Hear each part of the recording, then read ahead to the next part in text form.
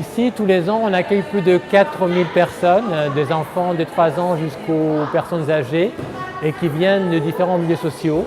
Et parmi ces 4000 personnes, il y a un quart, 1000 personnes, qui viennent en accès entièrement libre et gratuit.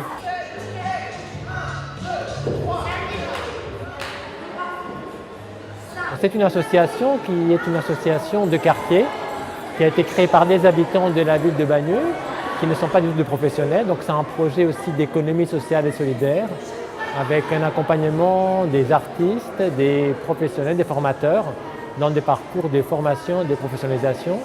Et c'est aussi l'ouverture aux différentes associations du quartier.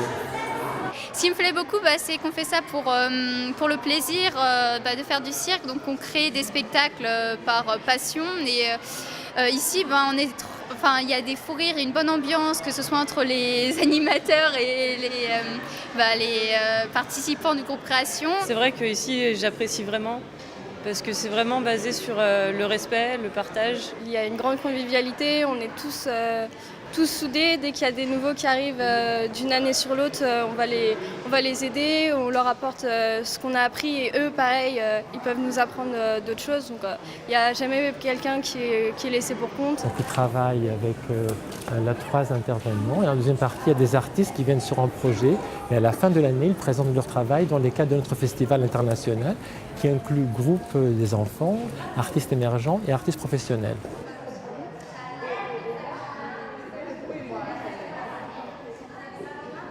L'éducation artistique, c'est quand même un moyen de lutter contre les inégalités avant toute chose. Ici, on voit qu'on a des enfants de quartiers qui sont des quartiers populaires et qui, par la pratique du cirque, ils ont à la fois une activité, bien sûr, extrascolaire, mais aussi ils apprennent à travailler ensemble, ils apprennent une discipline artistique exigeante, celle du cirque, et puis ils ont accès à des représentations, à des spectacles, ils connaissent des gens, donc ça enrichit leur formation et ça leur apprend aussi à travailler ensemble.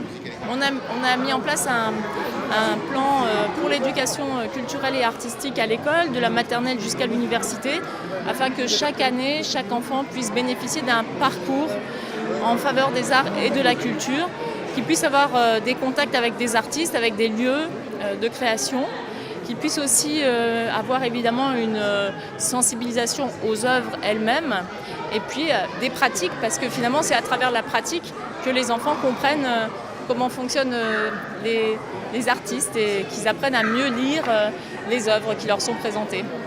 Son programme sur l'éducation artistique correspond tout à fait à nos attentes, à nos envies et notre façon aussi de faire, parce que pour nous, l'art, l'éducation artistique passe aussi par le contact avec le public de toute origine et de toute culture en fait. Et donc c'est pas un art avec un A majuscule, inaccessible, lointain, qu'on n'arrive pas à toucher, mais voilà, il est partagé entre nous tous, de toute origine, tout âge, toute culture confondue.